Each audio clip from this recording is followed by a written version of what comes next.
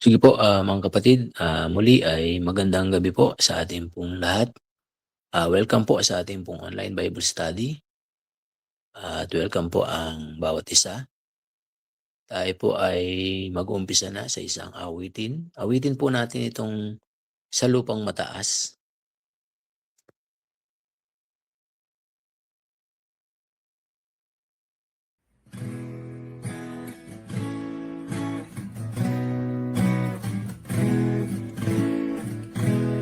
Buhay ko'y umaakyat bawat araw, isang taas, dalangin ko'y walang lipat. Diyos sa langit ay ilipat.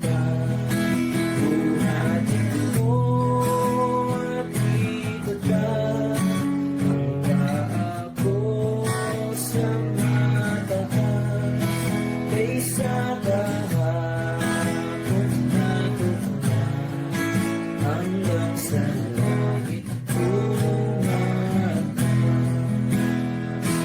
Ayaw kong laging may takot at alinlangan ang loob, kung ang iba'y di natupod, ang nais ko ay tumayo. Buhatin mo at itatag ang paa ko sa mataas, kaysa kahapon na tuklas, hanggang sa langit tumaas. Ang aming ibig tirahan, itaas na sa libutan, kahit tukso'y gumasama, pag-asa mo'y bubuhay. Buhatin mo at itatag ang paa ko sa mataas, kaysa kahapon na tuklas, hanggang sa langit tumaas. Ang karurukay nais ko na maabot hanggang dulo, hindi magtutugot ako hanggat di mabagay Kristo. Buhatin mo at itatag ang paa ko sa mataas, kaysa kahapon na tuklas, hanggang sa langit tumaas.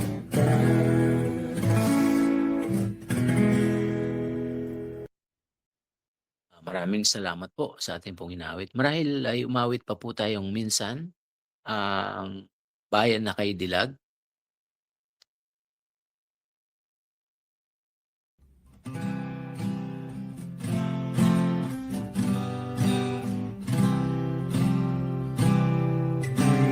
isang lupaing kainan na ngayon'y ating tinatanaw, at doon tayo'y hinihintay ang Ama nating mapagmahal. Bayan na kay dilag, magkakatipon tayo roon. Bayan na marilang, na tahanan ng Panginoon. Awit natin ay di huhumpay sa tamis ng pagsasamahan. Ang papuri aalinaw-aw sa langit magpakailanpaman. Bayan na kay dilag, magkakatipon tayo. Bayan na marilang, na tahanan ng Panginoon. Sa Ama nating mapagmahal, ang papuri ay iaalay, dahil tayo'y kanyang minahal. Pinagpala at pinagyaman. Bayan na kay dilag, magkakatipon tayo roon. Bayan na marilang, na tahanan ng Panginoon.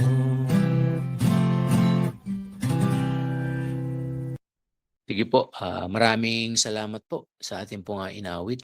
Marahil ay tayo po ay mag-uumpisa rin po sa isang panalangin. Marahil hingin natin kay kapatid na Ren Mark na pangunahan po tayo sa opening prayer.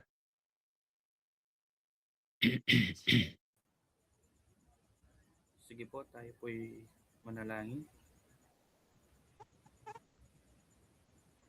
Ama naming Diyos na banal, dakila at makapangyarihan po sa lahat, mapatuloy ka po naming pinupuri at pinasasalamatan po sa inyo pong pangunguna sa amin pong buhay, sa pag-iingat po ninyo sa bawat isa sa mga araw po na lumilipas.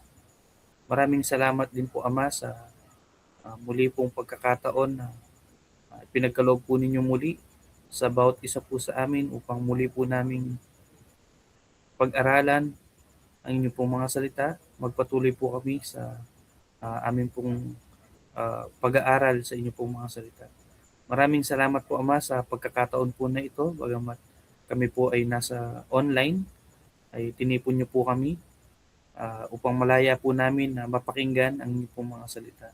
Maraming salamat po Ama sa bagay po na ito, sa makabago pong teknolohiya na nagagamit po para po sa pagtitipon po ng inyong pong iglesia. Maraming salamat po Ama, maging sa inyong pong anak na gagamitin na magtuturo po ng inyong pong mga salita. Patuloy po naming dalangin ng pangunahan niyo po siya at bigyan po ng katalinuhan po na nagmumula po sa inyo upang tunay nga po na maituro po niya ang inyong pong mga salita nang naayon po sa inyong pong kalooban.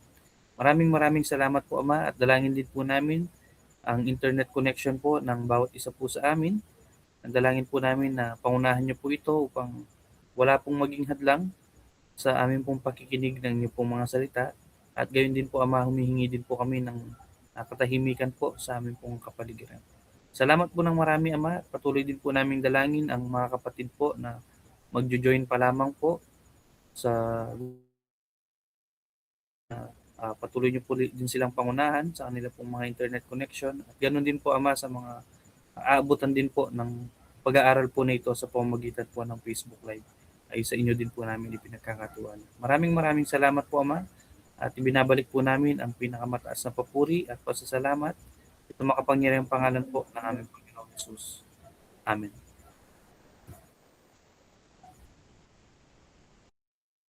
Maraming salamat, Brother Ren, sa panalangin. Ngayon po ay handa na po natin ang ating mga puso't isipan sa pagkinig ng kanyang mga salita. Ganun din po yung ating pong mga notes. Binibigay ko na po sa ating tagapagsalita kay Brother Wilson. Magandang gabi mga kapatid at mag-check lang po ako ng ating audio kung maayos po ang dating, kung mahina o kailangan Okay po, po Brother Wilson. Malakas po. Salamat po. Tayo ay magpapatuloy sa ating pag-aaral at dito sa ikalawang Timoteo, nasa mga huling bahagi na tayo ng mga bersikulo dito sa mula sa verse 20 ng 2 Timothy chapter 2 at marahil ay hanggang dito na sa katapusan ng verse 26. At ganito po ang ating mababasa dito po sa aking salin na Biblia. Sabi po, datapwat sa isang malaking bahay ay hindi lamang may mga sisidlang ginto at pilak, kundi mayroon din namang kahoy at lupa. At ang iba'y sa ikapupuri at ang iba'y sa ikasisirang puri. Kung ang sino man nga ay malinis sa alinman sa mga ito, ay magiging sisidlang ikapupuri. Pinakabanal, marapat gamitin ng may-ari na handa sa lahat ng gawang mabuti. Datapwat layuan mo ang masasamang pita ng kabinataan at sundin mo ang kabanalan, ang pananampalataya, ang pag-ibig, ang kapayapaan kasama ng mga nagsisitawag sa Panginoon mula sa pusong malinis. Ngunit tanggihan mo ang mga usapang walang kabuluhan at hangal. Yamang nalalaman mo na namumunga ng mga pagtatalo. At ang alipin ng Panginoon ay hindi nararapat na makipagtalo kundi maamo sa lahat, sapat na makapagtuturo, matiisin. Na sa waying may kaamuan ng mga nagsisisalangsang, baka sakaling sila'y pagkalooban ng Diyos ng pagsisisi sa ikaalam ng katotohanan. At kauli-ulian, at sila'y makawala sa silo ng dyablo na bumiyag sa kanila ayon sa kanyang kalooban. Tulad po ng aking nasabi, nasa mga uling mga bersikulo na po tayo dito sa chapter 2. At very clear po dito sa ating binasa, si Apostol Pablo po ay gumamit ng pagtutulad o sa English tinatawag nating illustration. At ang illustration niyang ito ay tungkol sa malaking bahay o sa English ginamit niya yung great house. At ganun din yung mga iba't ibang mga kasangkapan o kagamitan. At ayon dito sa ating binasa, mayroong mga kagamitan na yung ikapupuri o sa English ginamit yung and some to honor and some to dishonor, sa ikasisirang puri. At mahalaga po na maunawaan natin at makita natin ang ilang mga katotohanan po dito sa ating pong binasa. Maliwanag po na ang tinutukoy niya na malaking bahay o yung great house ay walang iba kundi ang iglesia, no? Ang kapulungan, mga Kristiyano, o sabihin natin ang local church sa Efeso kung saan ay pinaglilingkuran ni Timoteo. At maliwanag yan na makikita natin sa mga unang pag-aaral natin na ang tinutukoy dito ay walang iba kundi ang iglesia, no? At nagbigay kung ibabalik natin yung ating pagbasa sa verse 19, gusto ko munang tignan po natin ang bahaging ito kung saan ay makikita natin na ang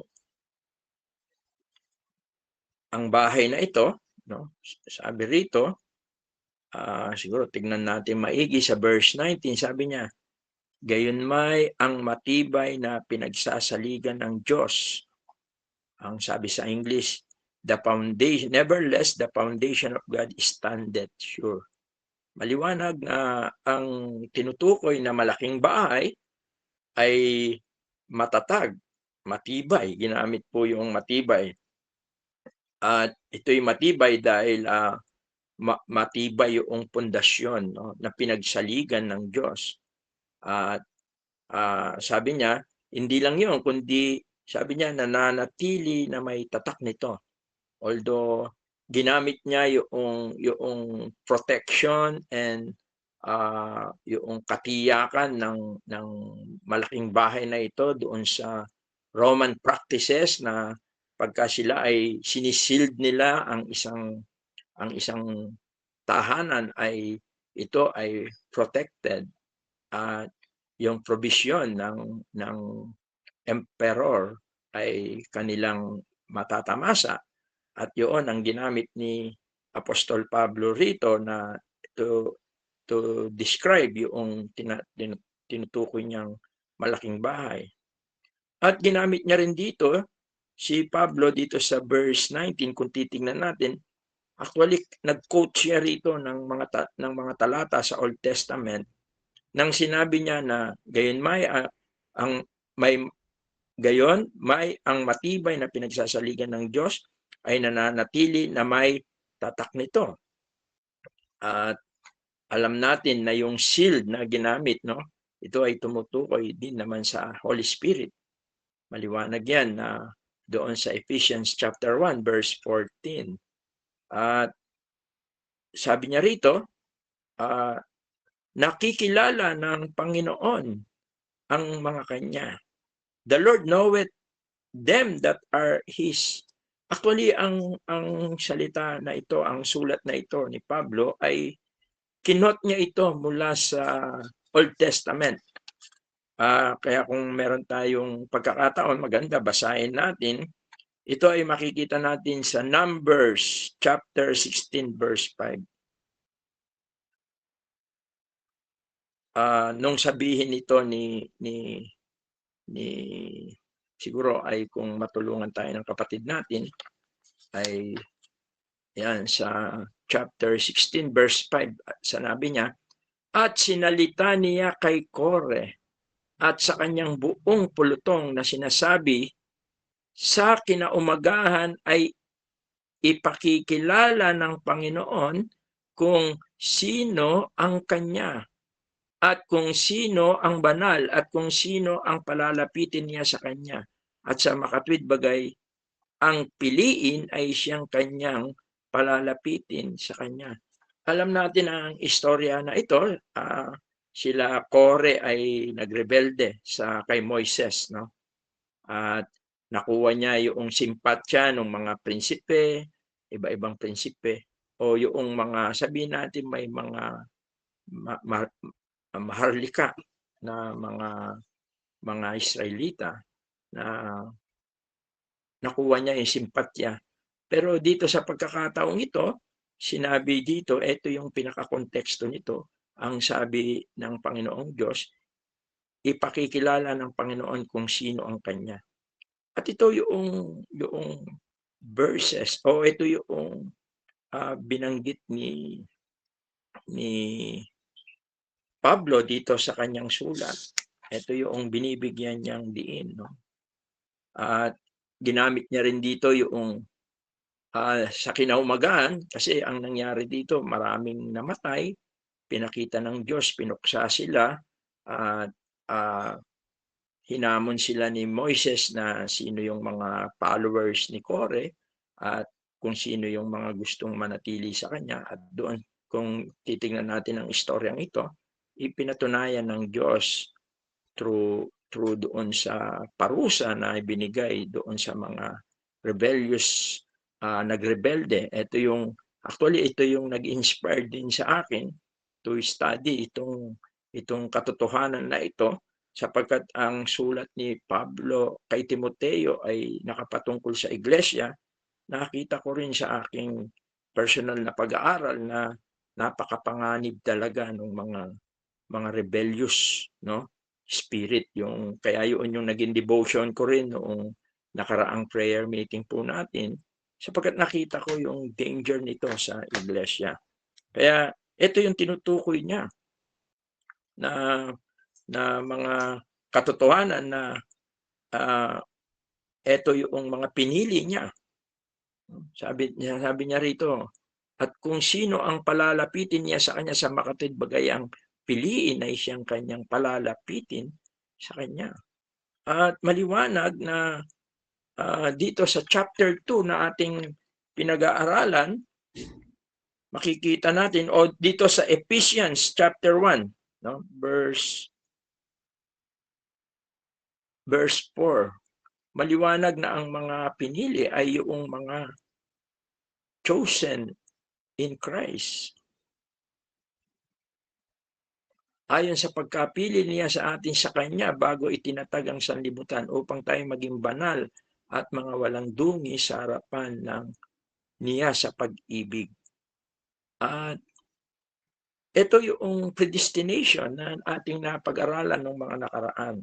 At ito pero ang pinakagusto kong tignan natin dito, yung kinot ni Paul, yung the Lord knoweth them that are His, no, doon sa ating binasa. At ito dito sa 2 Timothy, kung babalikan natin doon sa chapter 2, sa verse 10, siguro balikan natin yung mga ilang pag-aaral natin sa nagdaan, dito sa 2 Timothy chapter 2 verse 10, kaya aking tiniis ang lahat ng mga bagay dahil sa mga hinirang, upang kamtan naman nila ang pagkaligtas na nasa kay Kristo Jesus na may kalwalatiang walang hanggan. At sa ating pag-aaral, nakita natin isa sa mga pagpapatuloy ni Pablo in spite of difficulties and suffering in sharing the gospel is for them that chosen, for the elect's sake. Yun yung ginamit niya. At sa ating mga pag-aaral, alam natin na ang mga pinili ay walang iba kundi ang mga na kay Kristo Jesus. Tayo po na mga sumampalataya. Kaya ito yung, kung babalikan natin yung pinag-aaralan natin dito sa yung malaking bahay, no? Ito ay nakapundasyon sa matibay na pundasyon. Ito ay safe and secure dahil ito ay mayroong seal of ownership and security, no? Na hindi pwedeng looban at sapagkat ito ay mayroong Roman seal. Yun yung mga ginamit ni Pablo dito, no? At dito sa Numbers nakita natin na in times of Moses, ginamit niya to, kinote niya yung kilala ng Panginoon. Kung balikan natin yung sa verse 19 dito sa ating pinag-aaralan. At sila yung makikita natin dito, pero meron din na aspeto dito sa verse 19, kung babalikan natin, sabi niya, gayunmay ang matibay na pinagsasaligan ng Diyos ay nananatili na may tatak nito, nakikilala ng Panginoon ang mga kanya. Pero ang sabi niya rito, at lumayo sa kalikuan ang bawat isa na sumasambitla ng pangalan ng Panginoon. At dito sa Numbers chapter 16, tingnan natin, balikan natin, sapagkat sino yung sinasabi rito na layuan, lumayo? Sapagkat ito ay may tinutukoy din si Pablo para lang malaman natin kung sino yung tinutukoy niya na lumayo sa kalikuan ang bawat isa na sumasambitla sa pangalan ng Panginoon. Sa Numbers chapter 16 verse 26,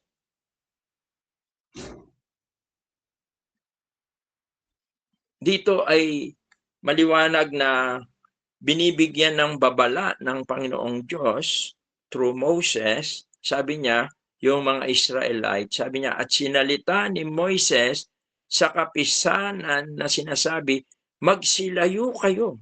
Ang ginamit din doon sa yung sinabi doon sa verse 19, ang layuan ninyo. Magsilayo kayo, isinasamo ko sa inyo sa mga tolda ng masasamang taong ito. Pansinin po natin yung tinutukoy, kasi sabi ko nga, yung mga sinabi ni Pablo doon sa mga talata na ating binasa, ito ay nagmula dito po sa aklat ng mga bilang. Kaya sabi niya, sino yung tinutukoy niya? At sabi niya, at huwag kayong humipo ng anumang bagay nila. May mga pinapatungkulan po siya. Baka kayo'y mamatay sa lahat nilang kasalanan. At kung titignan po natin, ang tinutukoy rito ay walang iba kundi yung mga rebellious, yung mga nagrebelde po, yung mga nagkaisa na pagkaisaan si Moises bilang lingkod ng Panginoong Diyos. Sila yung mga tinutukoy dito. Parang sinasabi niya, lumayo kayo sa kapisanan ng mga ni Kore. Yun yung konteksto ng ating pinag-aaralan dito sa verse 19. Kaya napakahalaga na makita sa atin, sabi nga doon sa Ephesians chapter 1 verse 4, yung ating pamumuhay. Doon sa Ephesians 1:4 sabi niya, at ayon sa pagkapili niya sa atin sa kanya bago itinatag ang sanlibutan upang kayo maging mga banal at mga walang dungis sa harapan niya sa pag-ibig. Ang tinutukoy dito ay yung ating yung ating pananampalataya. Tayo ay naging walang dungis sa harapan niya dahil sa pag-ibig ng Diyos. Yun yung positional, no? Pero tinutukoy din dito yung progressive holiness, yung pamumuhay. At yung mga nakapagbibigay ng luwalhati sa Diyos. Kaya kung papansinin natin si Paul, dinivide niya. Una, gusto kong balikan natin din yung 1 Timothy chapter 3, verse 15, para lang malaman natin na bakit nasabi natin na yung bahay na tinutukoy dito sabi niya yung matibay, yung isang malaking bahay. Bakit sinasabi natin na ito'y matibay ang pundasyon? At ito ay mayroong shield, no? Dito sa 1 Timothy chapter 3 verse 15, sinasabi rito, ngunit kung ako'y magluwat ng mahabang panahon, ay upang maalaman mo kung paano ang dapat sa mga tao na ugaliin nila sa bahay ng Diyos. Pansinin natin yung bahay ng Diyos, house of God, which is the church of the living God, sabi niya, na siyang iglesia ng Diyos na buhay at haligi at suhay ng katotohanan. Kaya maliwanag na ang tinutukoy ni Pablo na malaking bahay na may matibay na pundasyon, na ito ay mayroong shield, no? At doon mo makikilala sa loob ng bahay na yon yung mga sa kanya. At sila yung tinutukoy dito ni Pablo. Subalit, nagbanggit si Apostol Pablo rito ng dalawang uri ng kasangkapan. Titignan natin. Ang sabi niya,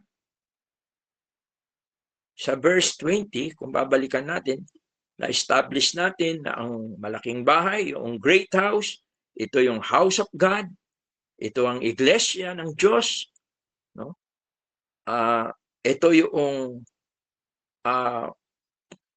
matibay, nakatayo sa matibay na pundasyon, sapagkat ang pundasyon nito ay walang iba kundi ang ating Panginoong Jesucristo, ang kanyang kamatayan, ang kanyang muling pagkabuhay, at ito ay sa Diyos. At bilang tanda, binigay niya yung seal, yung ownership, at ito'y walang iba kundi ang Espiritu Santo na siya pong pinaka-garantya, no?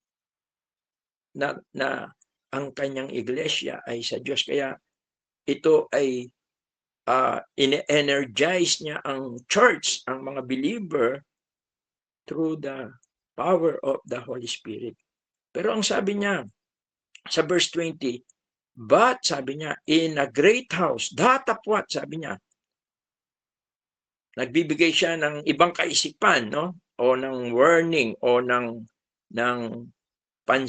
mapansin yung bagay na doon sa malaking bahay. Sabi niya, datapwat, but in a great house, there are not only vessels of gold. Sabi niya, hindi lamang may mga sisidlang ginto at pilak, kundi mayroon din namang kahoy at lupa, at ang iba'y sa ikapupuri, at ang iba'y sa ikasisirang puri. Alam niyo ang tinutukoy dito ni Pablo na ikasisirang puri.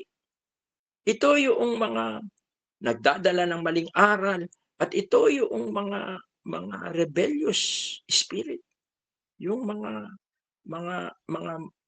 nandoon sa loob ng iglesia.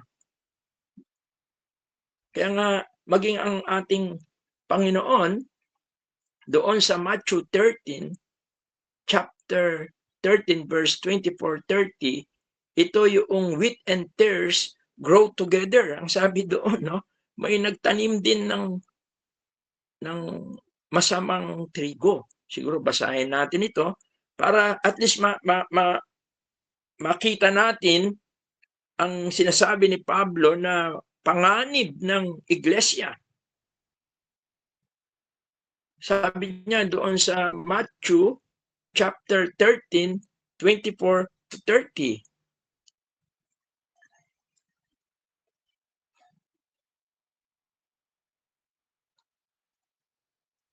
Matthew chapter 24-30. Chapter 13, verse 24-30. Maganda kasi kahit basahin lang natin ito, makukuha na natin kung ano yung ibig sabihin ng parable, no? Sinaysay niya sa kanila ang Panginoong Hesus, ang siyang nagsasabi, ang ibang talinaga na sinasabi, ang kaharian ng langit ay tulad sa isang taong nagasik ng mabuting binhi sa kanyang bukid, no? Yung kingdom of heaven, no? Yung kingdom of God, ito ay ang tinutukoy niya rito ay ang kanyang iglesia. Datapwat samantalang nangatutulog ang mga tao, ay dumating ang kanyang kaaway at nagasik naman ng mga pangsirang damo sa pagitan ng trigo at umalis.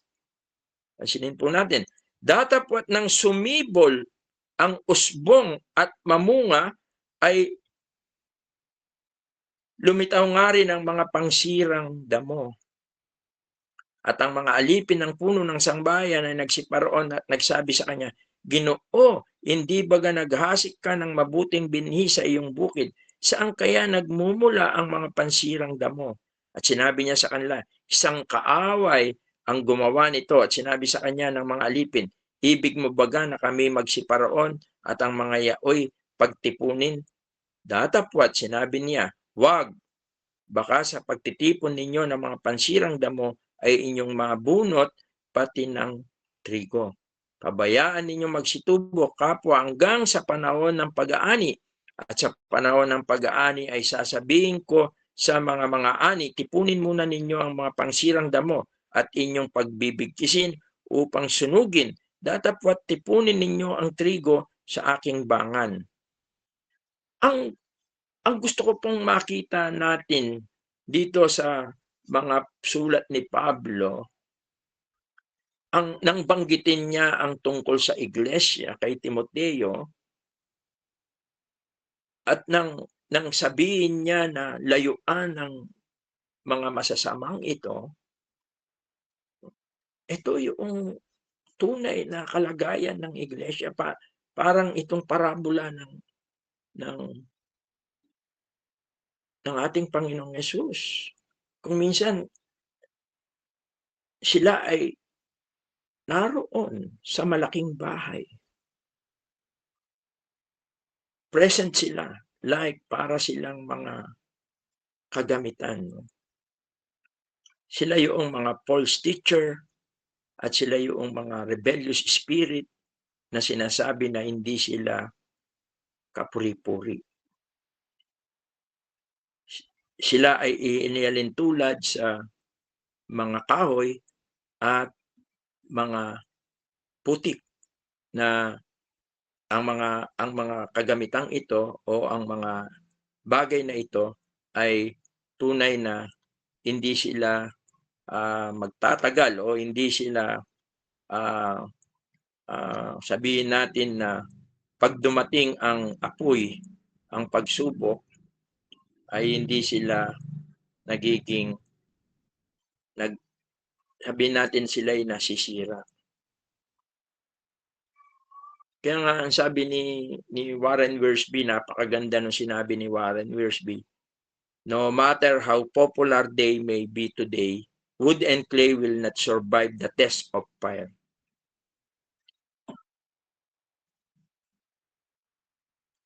Kaya yung daw pangalan ni Timothy galing sa Greek word na ang ibig sabihin God-honoring. Kaya dito maliwanag na si Apostol Pablo ay pinapaalalahanan si Timoteo at binubuksan niya ang katotohanan na maging mapanuri sa turo at ganun din sa mga rebellious spirit. Sapagkat ito ay unti-unti, no? Minsan nandyan lang sila. Kaya kailangan para sinasabi ni maging discerning si Timothy. Although sa mga nagdaang pag-aaral natin, para kinakategorize natin yung mga wood, yung dayami, kinakategorize natin sa mga ibang mananampalataya, no? Actually, sa Romans chapter 9 verse 21, ang mga tunay na mananampalataya ay sila ay nagiging, siguro tignan natin, Romans chapter 9 verse 21.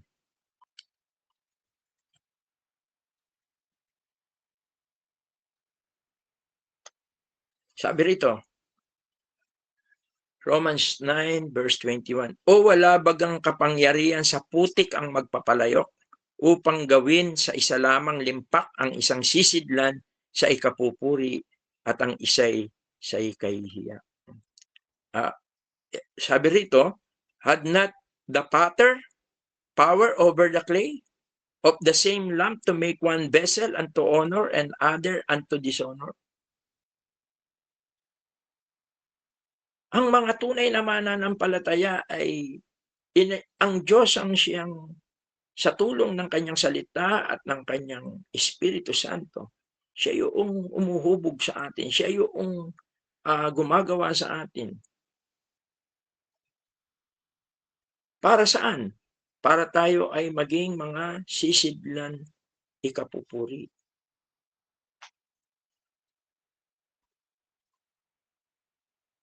Kaya maliwanag dito na mayroong mga danger sa loob ng church. Yung wrong teaching and yung rebellious spirit. Sila yung inialintulad sa wood and clay.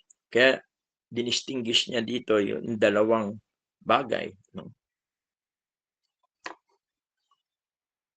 Kaya makikita natin na hindi lahat ng nasa church ay equally useful to God. No? Hindi at nais ng Diyos na ang bawat mananampalataya ay maging sisidlan na ikapupuri. Okay, balik tayo sa ating pinag-aaralan doon sa verse 21. Dito sa 2 Timothy chapter 2 verse 21.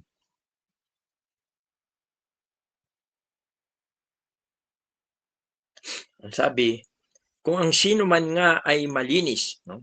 Nandun na tayo sa nakita natin, gumamit ng illustration si Paul, ginamit niya yung isang great house na matibay na pundasyon na secured and protected by yung kanyang shield, no? At yun ay tumutukoy sa Panginoong Jesucristo at sa kanyang Espiritu Santo na kanyang ipinagkaloob. Kaya yung baptized in the Holy Spirit, yun yung ibig sabihin na tayo ay pinrotection. Siya yung ating shield of ownership. At nakita rin natin na nag-quote si Paul ng dalawang katotohanan, no? Alam ng Panginoon kung sino yung mga nasa kanya. The Lord knoweth. At nakita natin na yung mga salita na yon at yung sinabi niya na layuan nyo doon sa verse 19 ay tumutukoy ito sa panahon ni Moises. Binibigay niyang halimbawa yung mga rebellious na nagkaisa upang pabagsakin si Moises, no? Salangsangin. Hindi nila alam na ang sinalangsang nila ay ang Diyos. At nakita natin na nangyari nga na pinatunayan ng Diyos, pinakita niya kung sino yung mga kanyang pinili. At nakita natin na in-illustrate ni Pablo ang mga ikapupuri at yung mga hindi ikapupuri. At dito sa verse 21, gumamit din si Pablo o sinabi niya yung isang mahalagang katotohanan para ang isang kasangkapan ay magamit sa ikapupuri. Ang sabi niya, if a man therefore purge himself from this. Una, sabi niya, kung ang sino man nga ay malinis, yun yung ibig sabihin ng purge, no? Yung ibig sabihin ng purge is clean, unstained, yung wala siyang batik, walang yun yung salitang purge. Although ginamit yon sa maraming mga verses sa Bible, iba-iba sa mga Greek word. Kapag minsan ay tatalakayin ko rin ang bagay na yon. Pero ang gusto kong makita natin dito, para ang mga kagamitan doon sa malaking bahay na yon, para sila ay maging vessel unto honor, kailangan sila ay malinis. Sabi niya, at paano sila magiging malinis? Sabi niya, kung ang sino man nga ay malinis sa alinman sa mga ito, ay mga sisidlang ikapupuri. Pero dito sa English sabi niya, if a man therefore purge himself from this, sabi niya, no? Sa mga bagay na ito, doon siya magiging kapuri-puri. Siya ay, sabi rito, vessel unto honor, sanctified, and meet for the master's use, and prepared unto every good work. At yan din yung sinabi ni Pablo na pagkatapos nating maligtas, hindi tayo naligtas sa mabuting gawa. Pero tayong mga iniligtas ay iniahanda ng Diyos para sa mabubuting gawa. Pero gusto kong pansinin natin yung sinabi rito na meet for the master's use. Dito kasi sa Tagalog, marapat gamitin ng may-ari.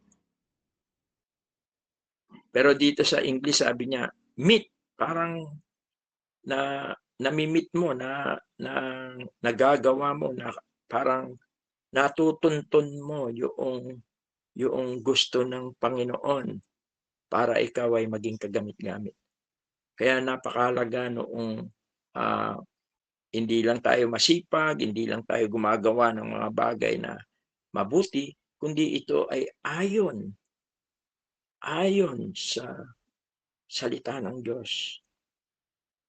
Napakahalaga nun na yung namimit natin yung expectation ng Panginoon. At alam natin na hindi ito sa performance natin, kundi ito yung sa pagsunod natin. Doon tayo nagiging kalugod-lugod, yung honor. Sabi nga doon sa Romans 12, no? Haing buhay, banal, kaaya-aya, at kalugod-lugod na siyang karampatan nating pagsamba. Kaya napakahalaga noong backbone, noong mga bagay na ginagawa natin. Yun yung mga application. Yun yung application noong mga salita ng Diyos. At yun yung nagiging malinis tayo, nagiging, sabihin natin, namimit natin yung gusto ng Diyos sa atin. Kaya dito sa 2 Timothy chapter 2 verse 21, nire-refer niya rin yung vessel of dishonor, no? Dito sa verse, kung tignan natin, si Pablo ay nananawagan o nakikiusap dito sa, sabi niya, kung ang sino man nga ay malinis sa alinman sa mga ito ay maging sisid lang ikapupuri, pinakabanal, marapat gamitin ng may-ari, nahahanda sa lahat ng gawang mabuti. Datapwat, sabi niya, layuan mo ang masasamang pita ng kabinataan. Hindi lamang yung false teaching, hindi lamang yung rebellious spirit, kundi dito ay tuwiran din na sinabi ni Pablo na separate himself, no? Layuan mo. Yun yung mga masasamang pita ng kabinataan.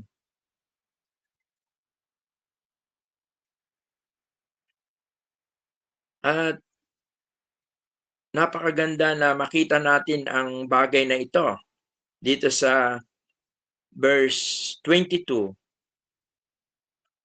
In-include niya rito yung pita, yung flesh, no? Sin of the flesh. Yung old nature. At actually, ito ay pinanawagan din ni Pablo doon sa 1 Timothy chapter 6, verse 11 and 12. At inulit niya lang dito kay Timoteo ulit, pinaalala niya.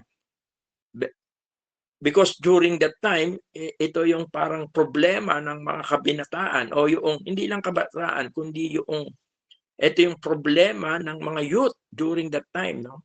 Very attractive, very strong yung mga flesh desire. Kaya nga sabi niya rito sa 6:11 and 12 ng 1 Timothy, sabi niya, datapwat ikaw o tao ng Diyos, tumakas ka sa mga bagay na ito at sumunod ka sa katuwiran, sa kabanalan, sa pananampalataya, sa pag-ibig, sa pagtitiis, sa kaamuan. Verse 12. Sabi niya, makipagbaka ka ng mabuting pakikipagbaka ng pananampalataya. Manangan ka sa buhay na walang hanggan, na dito'y tinawag ka at ipinahayag mo ang mabuting pagpapahayag sa harapan ng maraming mga saksi. Very attractive ang Romans, sabihin natin culture. Very fleshly. At dito ay mayroong tatlong mahalagang bagay na sinabi si Pablo. Flee, follow, fight.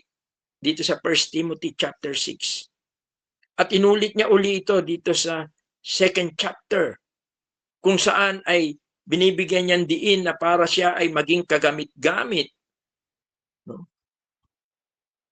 Sa Diyos, sa Panginoon, kailangan siya ay maging malinis. At paano siya magiging malinis?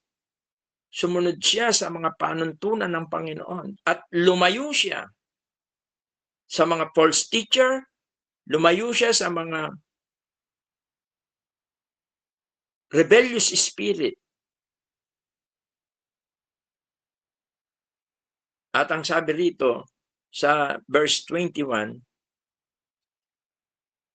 o verse 22, at sundin mo ang kabanalan ng pananampalataya kasama ng mga nagsisitawag sa Panginoon mula sa pusong malinis. At dito sa verse 23, sabi niya, ngunit tanggihan mo ang mga usapang walang kabuluhan at tangal. Actually, ito yung mga rebellious Yung sa verse 23, ito yung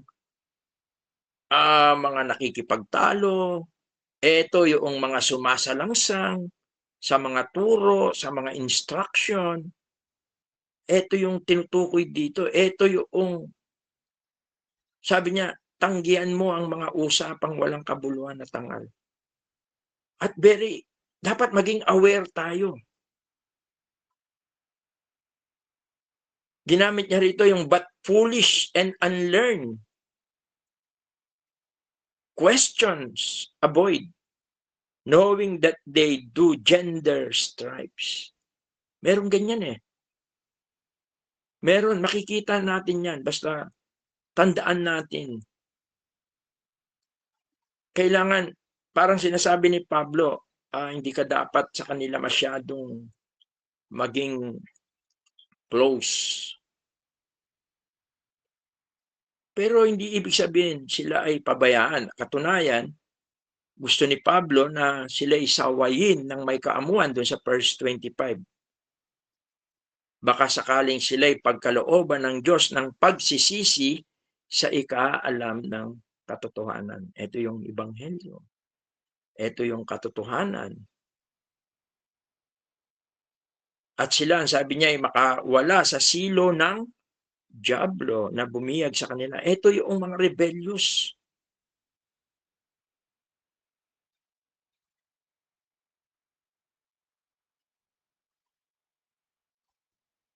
At dito sa ating pag-aaral, dito sa bandang huli, ginamit din ni Pablo, ang sabi niya dito sa, balikan natin, no, yung sa 23, sabi niya,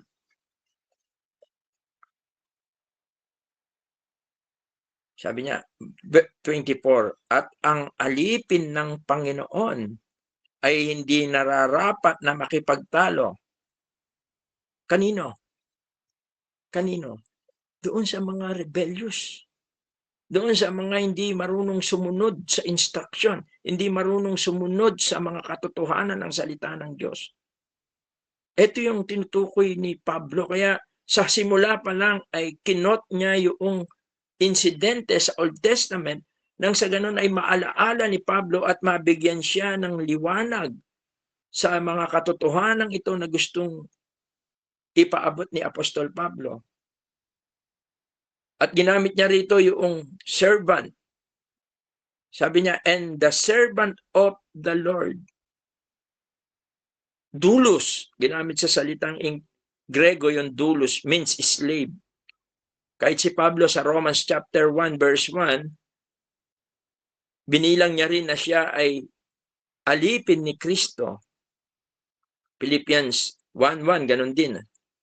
Ang isa kasing alipin ay wala siyang sarili na pagpapasya sa kanyang sarili, kundi siya ay laging nagpapasya doon sa kalooban ng kanyang master. Yun yung sinasabi kanina doon sa ating binasa na para tayo ay maging vessel of honor, mamit ng Panginoon sa atin yung expectation niya. Yun yung tinutukoy dito, as a servant of the Lord, hindi yung gusto natin ang ipipilit natin, kundi yung kung ano yung gusto ng Panginoon. Kung ano yung marapat, kung ano yung kalooban ng Panginoon.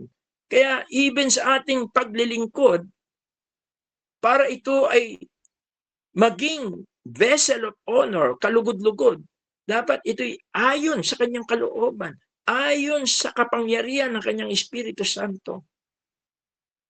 Kaya napakahalaga ng tinatawag na mga spiritual gifts. Bagamat napakarami niyan, inisa-isa ni Pablo, isinulat sa Corinto, isinulat sa Roma. At ito rin ang bagay na binabanggit niya dito kay Pablo o ni Pablo kay Timoteo. Yung expectation ng Panginoon, sapagkat siya yung pattern, siya yung lumikha sa atin. Siya yung nagbigay ng bagong buhay sa atin, ng bagong pagkatao sa atin. Tinawag niya tayo, pinili niya tayo, nagtitiwala siya sa atin. May plano siya sa atin. At yun yung kailangan nating hanapin.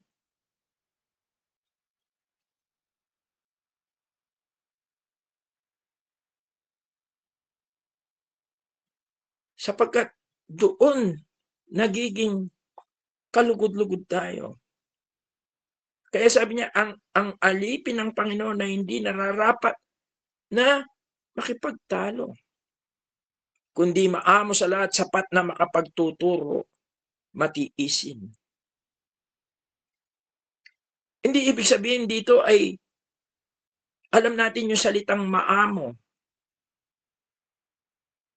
gentle, unto all men.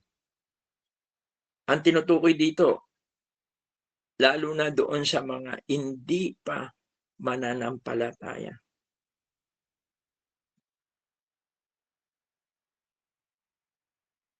Kaya nga minsan sinasabi ko, yung patience natin, hindi natin kailangan ito na i-apply lang sa mga kapatiran. No? Maganda i-apply natin to doon sa mga dinadalan natin ng ebanghelyo. Yung mga mananampalataya na matigas ang ulo, hindi kailangan tayo ay maging patient sa kanila. Ang kailangan sa kanila ay i-correct. At sa kailangan silang ma-discipline. Yun ang biblical. Correct, rebuke, and discipline. Yun yung biblical. Hindi kailangan tayo na, kasi para sila ay mahubog ng Panginoong Diyos. Yun yun. Ginamit yung salitang restore. No? Yung broken bones. Parang yung pilay, mabalik sila. Yun. At yun ay pag-ibig.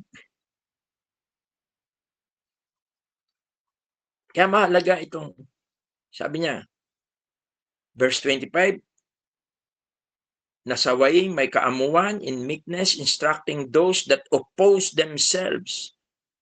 Nasawaing may kaamuan ng mga nagsisisalangsang, baka sakaling sila'y pagkalooban ng Diyos ng pagsisisi sa ikaalam ng katotohanan. At sila'y makawala sa silo ng dyablo. Ang gawain ng isang servant ng Panginoong Diyos, no, ay instruct those who oppose him,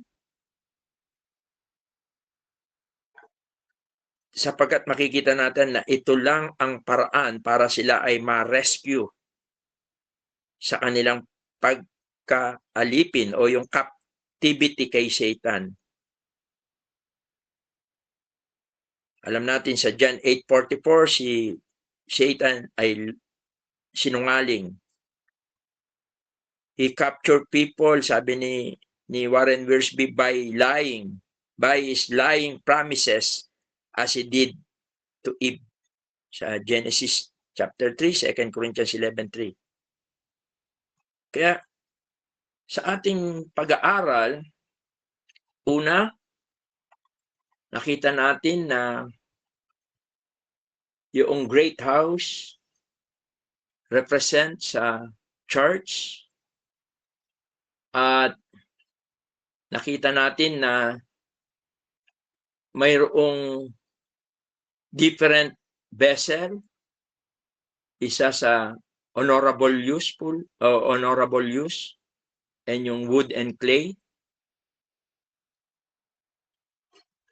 At nakita natin yung kahalagaan noong malinis, yung salitang parts. At maganda na para maranasan natin ito ay mamuhay tayo ayon sa salita ng Diyos, ayon sa mga katuruan ng Panginoon. Maglingkod tayo ayon sa kapangyarihan ng Kanyang Espiritu Santo, ayon sa pagkatawag niya sa atin, ayon sa pagkadisenyo niya sa atin, yung expectation niya sa atin. At yung resulta nito, tayo ay nagiging vessel unto honor. Tayo ay nagiging useful, fruitful, sapagkat tayo ay inihanda ng Panginoong Diyos for every good work.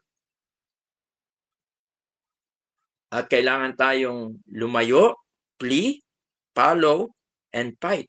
Yun yung nakita natin.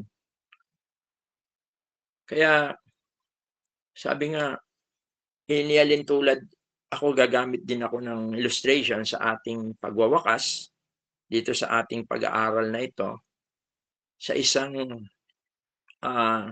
surgeon, nag-o-opera. No? Ang isang surgeon, ang isang nag-o-opera,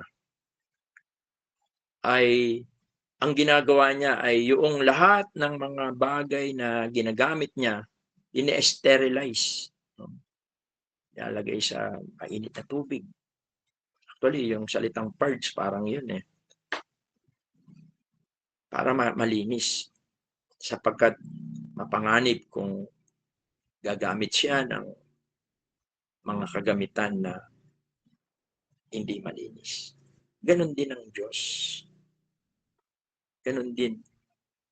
Kaya napakahalaga na yung pamumuhay natin, tayo ay, yun nga, tayo ay tumakas, sumunod, at makipagbaka tayo.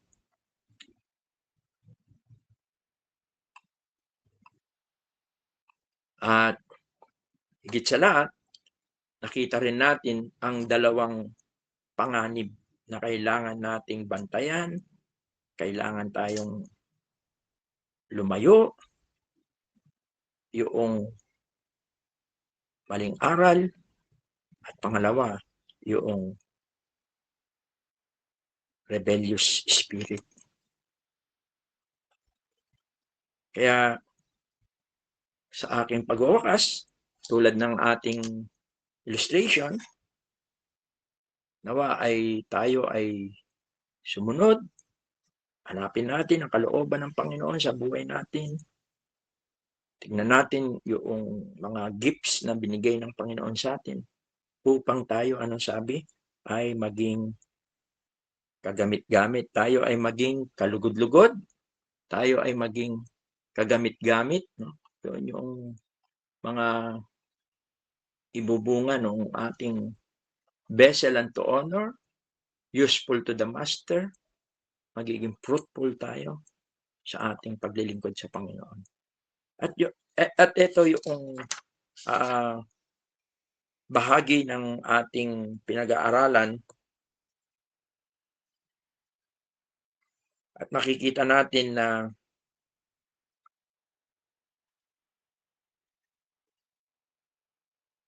sa ating panahon, tandaan natin na ang kaaway ay gumagawa rin tulad noong parable ng ating Panginoon. Kaya ano pong magandang gawin natin? Kaya nga ito ay shinare ko sa prayer meeting. Anong mga magandang gawin po natin? Tayo magkaisa sa panalangin. Panalangin natin ang isa't isa. At ipanalangin natin na tayo ay masumpungan natin ang kalooban ng Panginoon sa atin. Gawin natin. Tayo matakot sapagkat sa ganyang paraan ikaw ay magiging useful sa Panginoon. Yun yung gift mo. Doon ka magiging useful. I-devote natin yung pagka nakita mo yung gift mo, doon mo i-devote. Sapagkat doon ka magiging useful sa iyong master, sa iyong Panginoon, sa ating Panginoon. At doon ka magiging fruitful. Manalangin tayo at kailangan din na tayo ay maging mapanuri. No? Karoon tayo ng makipagbaka tayo.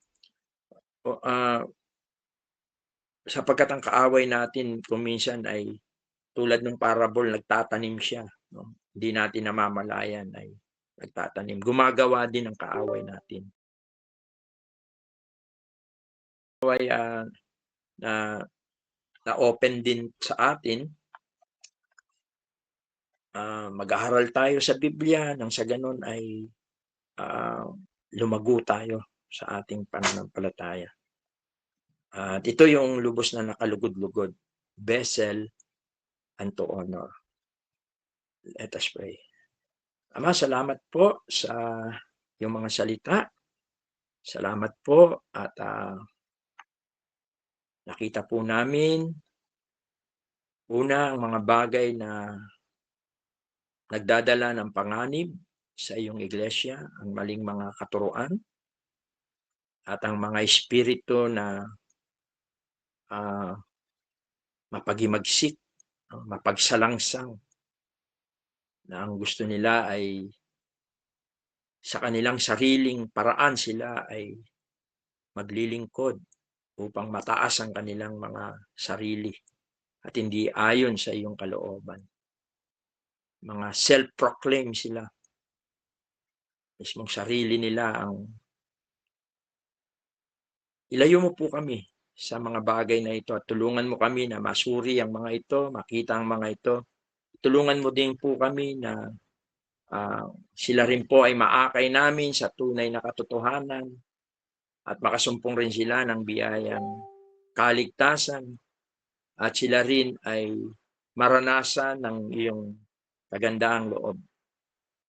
Nubayan mo po kami sapagkat nakita po namin ang dalang panganib po nito. At tulungan mo kami na lagi pong magtiwala sa kapangyarihan ng Espiritu Santo na nasa amin, hindi po sa aming sarili. Ilayo mo kami sa mga maling turo. Ilayo mo kami sa mga mapagimagsik na espiritu. Salamat po. Pagpalain mo po ang iyong mga salita at nawa ito po ay tumimo sa aming mga puso at kaisipan. Ang lahat po ng ito ay aming samod dalangin sa makapangyarihang pangalan po ng iyong bugtong na anak na si Jesus. Amen.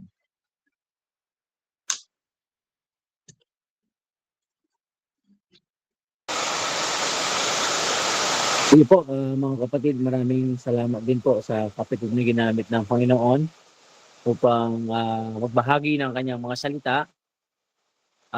Nasa dako po na tayo ng question and answer.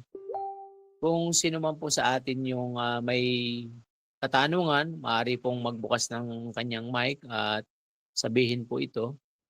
At marahil din po ay makisuyo rin po ako sa ating pong FB Live kung mayroon pong ano po doon yung may tanong. Sige po mga kapatid, samantalahin po natin ang pagkakataon.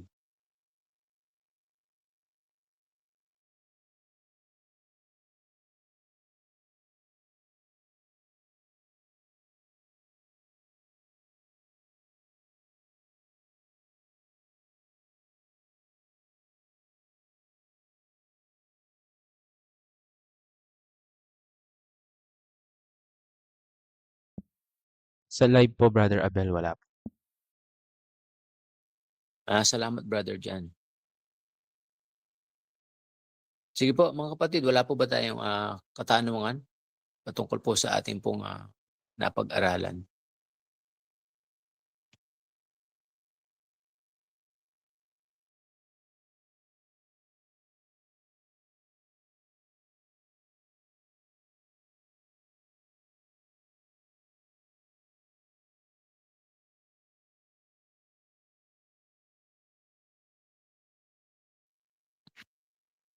Sige po, last call po mga kapatid kung mayroon po tayong question.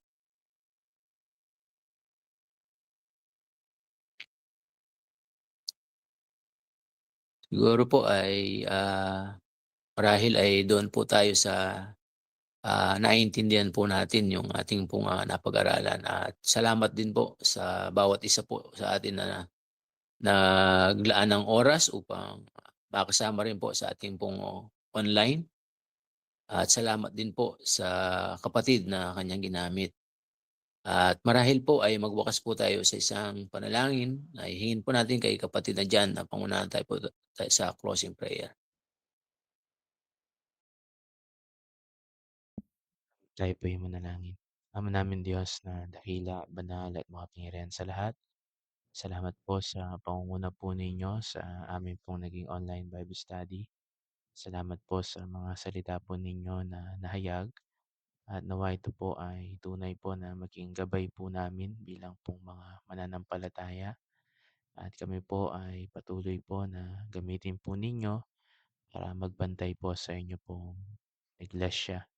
At ang bawat isa po sa amin ay manatili po sa kakaisa, manatili po sa pag-ibig, at manatili din po na nagbabahagi po ng mabuting balita ng kaligtasan.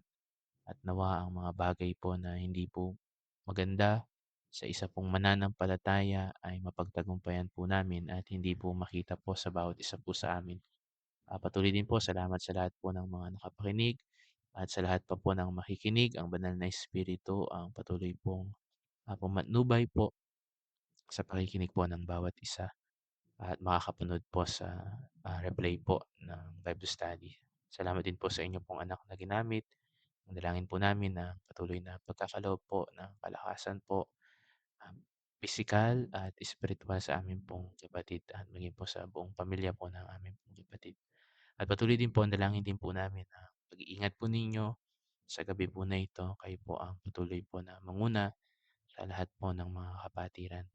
At ang lahat po ng ito ay amin pong patuloy po na dinadalangin sa matamis na pangalan lang po ng aming Panginoong Jesus. Amen. Good evening po and God bless po sa atin pong lahat. Good evening and God bless po sa ating lahat. Thank you po. God bless po.